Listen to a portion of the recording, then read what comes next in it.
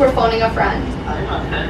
Hi, I'm doing a mini mic interview right now at the New York Archive, and they just asked me a question, and I needed to phone a friend. So the question was, if she had to give her sun, moon, and rising as shoes, what would it be? She gave her sun, which was A cowboy boot? yeah, and you gave your moon, which was barefoot, and she wants to know what you think her rising would be as someone that like perceives her. Cowboy boot, but you can't be a double cowboy boot, or maybe you can. Because people are like Virgo. You could be cowboy boot barefoot. That's so true, and I feel like the way I feel is maybe the way I'm perceived, because I'm just trying to keep it. Yeah, I'm just trying to keep it real. Thank you for letting us phone a friend. Welcome to New York Archive. This is the coolest woman in the week. Me?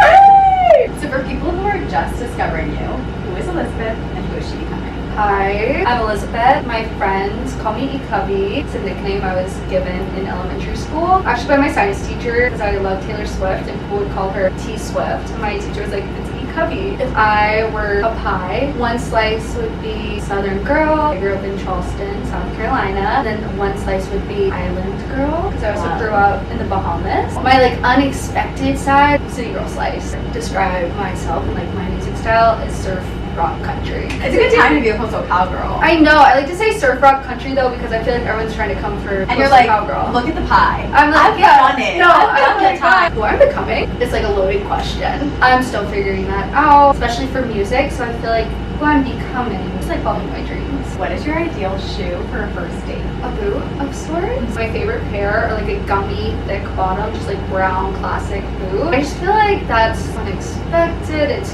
cute. Yeah. If you're walking, you're comfortable. Save a kitten heel for like a second date, and make sure you're Ubering. Make sure you pay for Uber too. How do you feel about the fry boot? Fry boot stand, fry boot hate. I'm a fry boot stan. I feel like that they're cooler if they were your mom's or like your cool aunts or like you thrift them and it's magical. I don't know if I'd buy a new pair of fry boots. What's a movie or a show that you only watch for the fashion? I feel like this should be everyone's answer. Sex in the City. Obviously. Specifically, the season where they go to LA for a little bit. Like I those love outfits that. are so good. Do you have a personal style icon? Have y'all ever seen Coyote Ugly?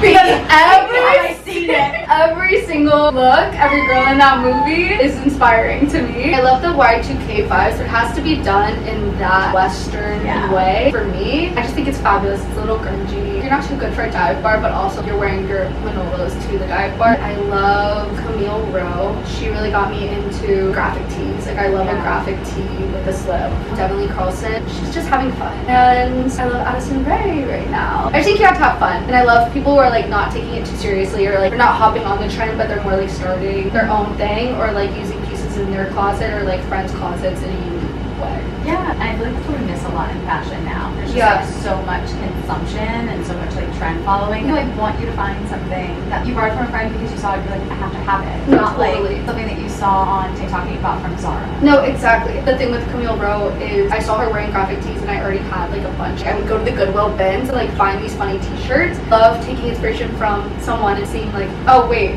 that's a really cool way to style something I already have. What designer brand describes your dream man? My dream man, he like doesn't have my swag. He doesn't know about designer brands, I feel like, but he has great taste. If my dream man was a designer brand, he'd be the perfect Helmut Lang t-shirt, but at like a flea market, and he doesn't even know. A man of discernment, but he doesn't care about the brand. Yeah, he doesn't care. A barefoot man at the flea market in Helmut Lang, and he doesn't know it. I love it. Yeah. How has your move from New York City to Nashville affected your personal style? I feel like my personal style I kind of developed before I moved. I feel like I really found my personal style in college when I was in Savannah, thrifting, coming into my own as a person. So now I feel like wherever I move or wherever I go, I have that personal style. But moving to Nashville specifically from New York has totally shifted my perspective. I thought I could stay in New York and like I would be happy here when I moved here after college. And then I realized I wasn't really pursuing my dreams of being a country singer and like following my passion of music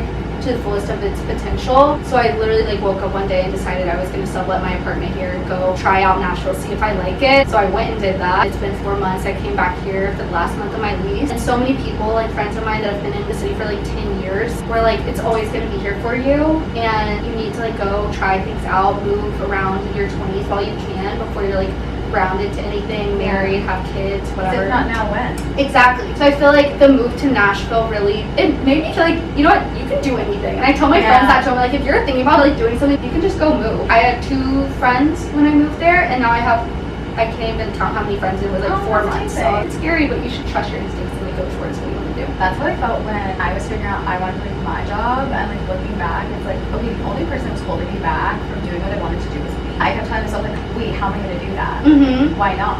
It can be scary too for financial reasons. But I was living in like the most expensive city in the world, and people are really like, make it in New York, you can make it anywhere. I felt that in my soul. I was reading this like Vogue article. It was in the Sabrina Carpenter one when she was on the cover, and she was talking about sometimes you're like climbing a mountain and you'll like rest on a hill or something, and then like a lot of people like stay on that hill because it's comfortable and you forget what you were going towards. When I was in New York, I made it up a hill. I had a good job. I had a couple of jobs. I was like making great money for the first time. Had the cutest apartment in the West Village. Like everything was great, but I was like, I could live on this hill for however many years, but it's not the mountain that like I dreamed of climbing since I was a little girl. Being a country singer, I want to go on tour. I want to like travel the world. You have a song called Static coming out in August.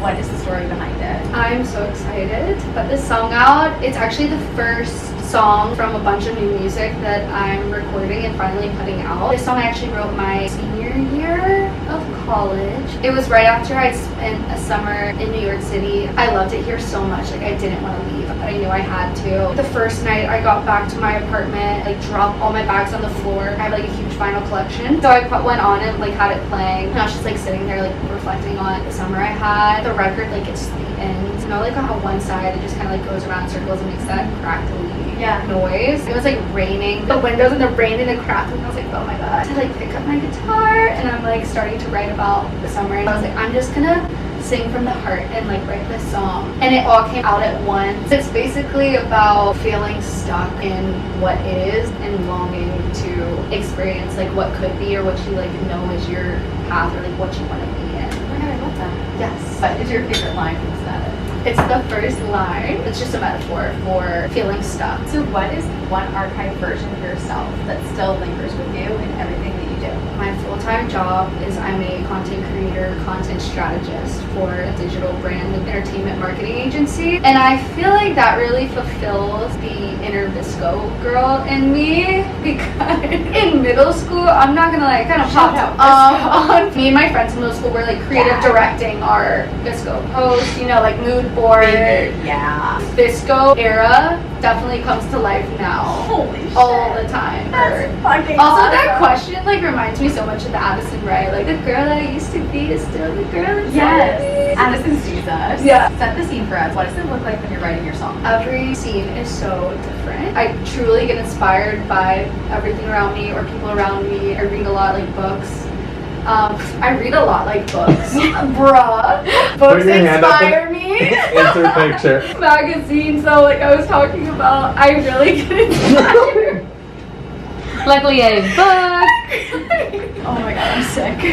I do truly get inspired by so many different things though. I have a running notes app. I actually am scrolling for minutes straight to get through all these one-liners or just like random ideas that come about during the day. I have songs written in the back of books. Like my favorite book is Just Kids by Patti Smith. I have so many things in voice memos. It's fun to like do it on my own and then collaborate with other people to bring it to life. What shoe or fashion piece best represents this era of your life? I really am resonating with these red boots this summer specifically because I packed 5 pairs of shoes to come back to New York. I wear these ones almost every single day. They're comfy, they're fun, they feel authentic to me. I feel like a red cowboy boot. That's you. Last question. Where do you see yourself in a year? I will be touring fabulous tour outfits, touring this new music that's all coming out soon, doing music full time, maybe making an appointment here for some tour looks. Obviously. Thank you for being the coolest woman of the week. I'm truly so honored. I can't believe I was chosen for this. Thank you to my fans. Yes. Please stream Static. Yes. Thank you so much for coming.